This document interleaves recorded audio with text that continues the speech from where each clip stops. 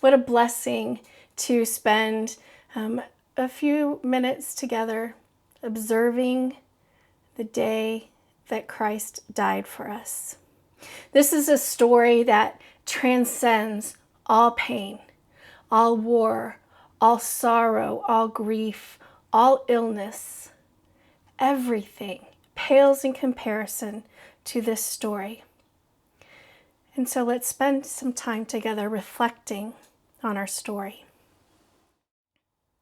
They went to a place called Gethsemane, and Jesus said to his disciples, "Sit here while I pray." He took Peter, James, and John along with them, and he began to be deeply distressed and troubled. "My soul is overwhelmed with sorrow to the point of death," he said unto them. "Stay here and keep watch." Going a little farther, he fell to the ground and he prayed that if possible the hour might pass from him. "Abba, Father," he said, "everything is possible for you. Take this cup from me. But not what I will, but what you will."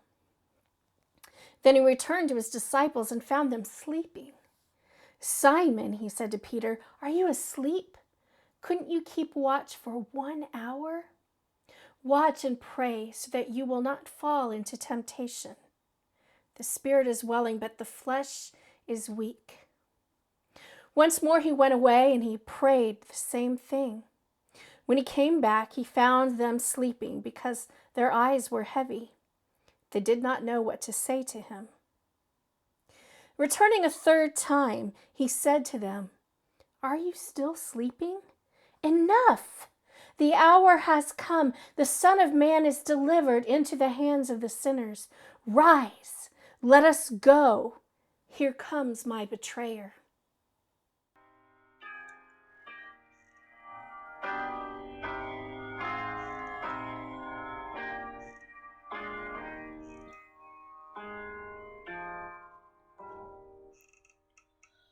Were you there when our Savior prayed in pain?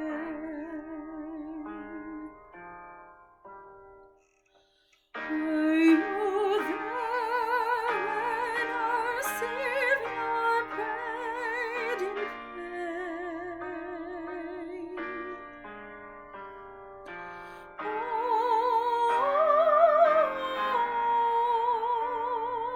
Sometimes it causes me to tremble,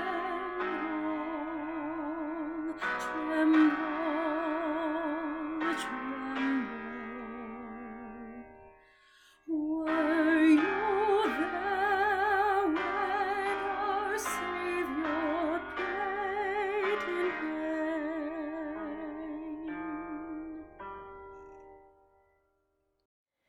Just as he was speaking, Judas, one of the 12, appeared. With him was a crowd armed with swords and clubs sent from the chief priests, the teachers of the law, and the elders. Now the betrayer had arranged a signal with them. "The one I kiss is the man. Arrest him and lead him away under guard."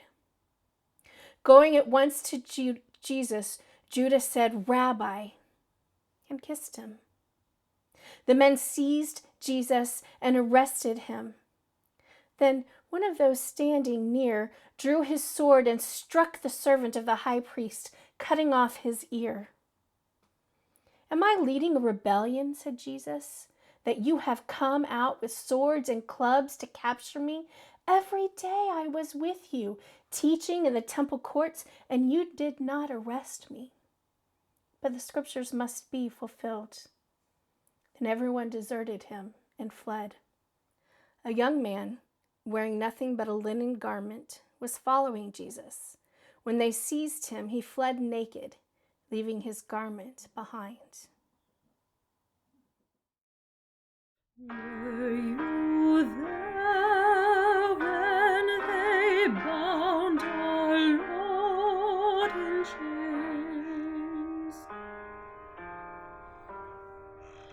Were you there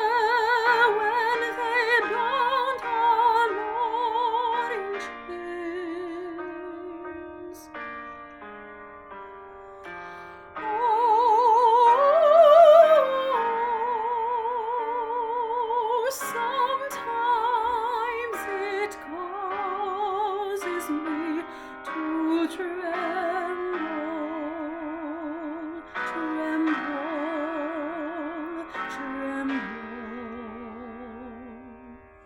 Were you there when they bound our Lord in chains?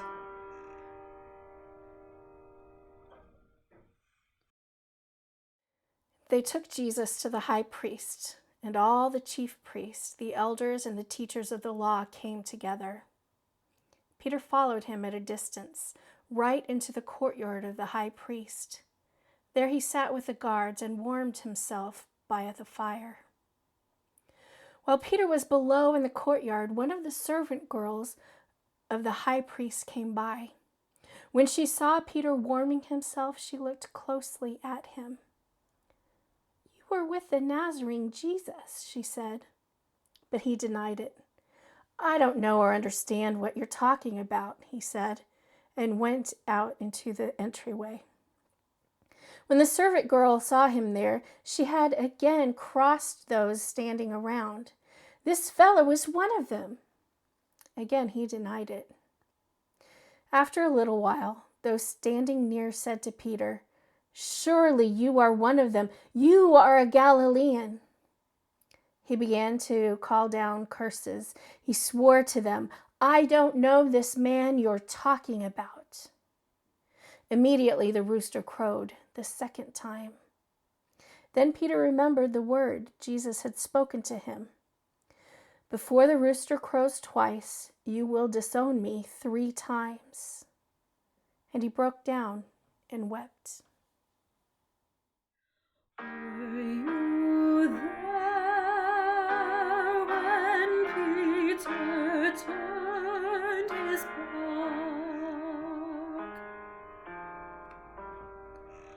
Were you there when Peter turned his back?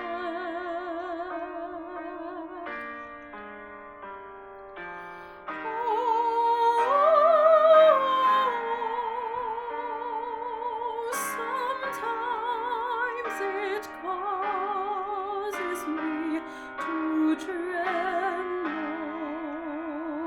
tremble, tremble. Were you there when Peter turned his back?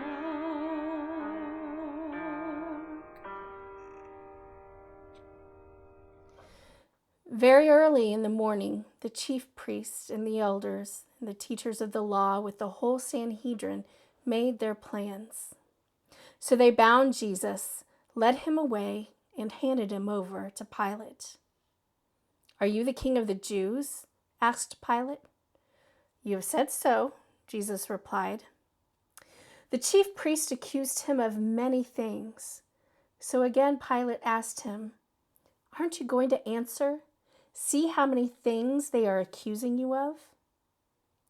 But Jesus still made no reply, and Pilate was amazed. Now it was the custom at the festival to release a prisoner for whom the people requested. A man called Barabbas was in prison with the insurrectionists who had committed murder in the uprising. The crowd came up and asked Pilate to do for them what he usually did. "Do you want me to release to you the king of the Jews?" asked Pilate, knowing it was out of self-interest that the chief priests had handed Jesus over to him. But the chief priests stirred up the crowd to have Pilate release Barabbas instead. "What shall I do then with the one you call the king of the Jews?" Pilate asked them. "Crucify him," they shouted. "Why? What crime has he committed?" asked Pilate. But they shouted all the louder, "Crucify him!" Wanting to satisfy the crowd, Pilate released Barabbas to them. He had Jesus flogged and handed him over to be crucified.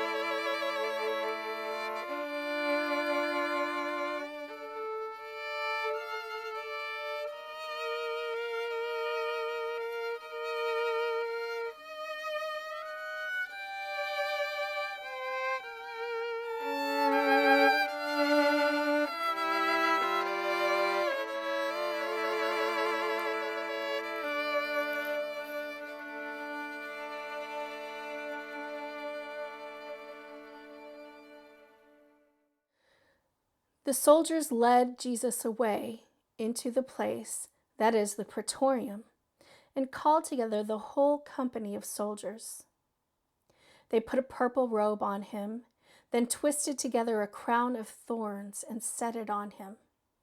And they began to call out to him, "Hail, King of the Jews!" Again and again they struck him on the head with a staff, and they spit on him. Falling on their knees, they paid homage to him. And when they had mocked him, they took off the purple robe and put his own clothes on him. Then they led him out to crucify him. Were you there when Peter turned his back?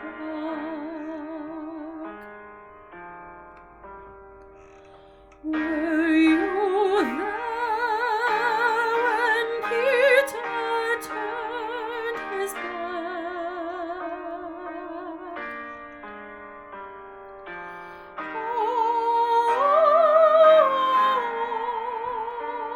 Oh, sometimes it causes me to tremble, tremble, tremble.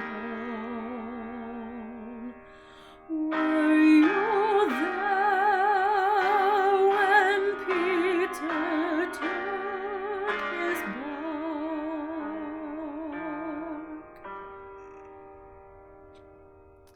At noon, darkness came over the whole land until 3 in the afternoon. And at 3 in the afternoon, Jesus cried out in a loud voice, "Eloi, Eloi, lema sabachthani," which means, my God, why have you forsaken me?" When some of those standing near heard this, they said, "Listen, he's calling Elijah."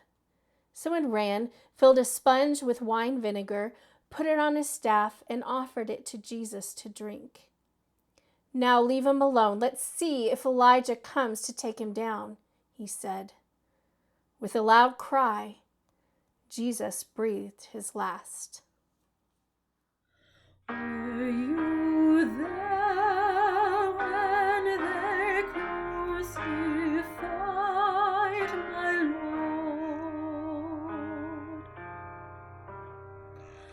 Were you there when they crucified my Lord?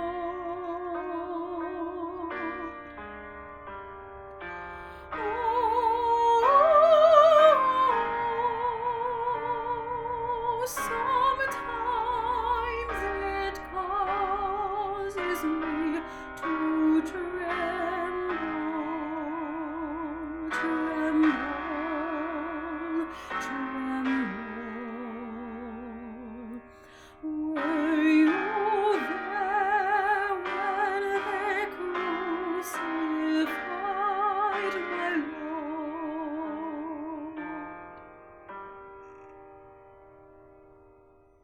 It was the preparation day, that is, the day before the Sabbath. So as evening approached, Joseph of Arimathea, a prominent member of the council, who was himself waiting for the kingdom of God, went boldly to Pilate and asked for Jesus' body. Pilate was surprised to hear that he was already dead. Summoning the centurion, he asked him if Jesus had already died.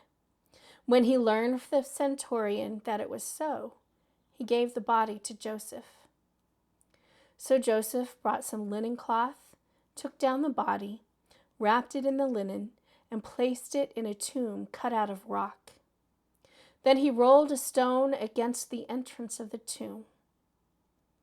Mary Magdalene and Mary, the mother of Joseph, saw where he was laid. Were you there when they laid him in the tomb?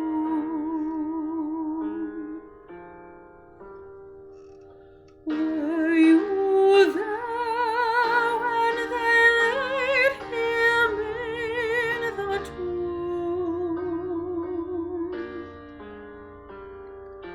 Oh,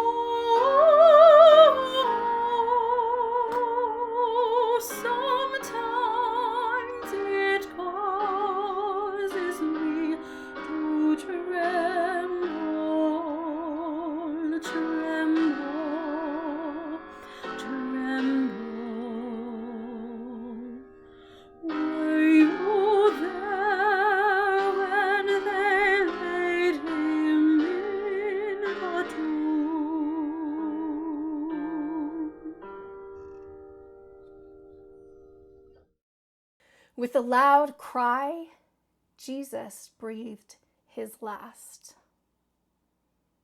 As usual, I do the opposite of Jesus. He exhaled with a loud cry, and I simply take a breath and exhale quietly.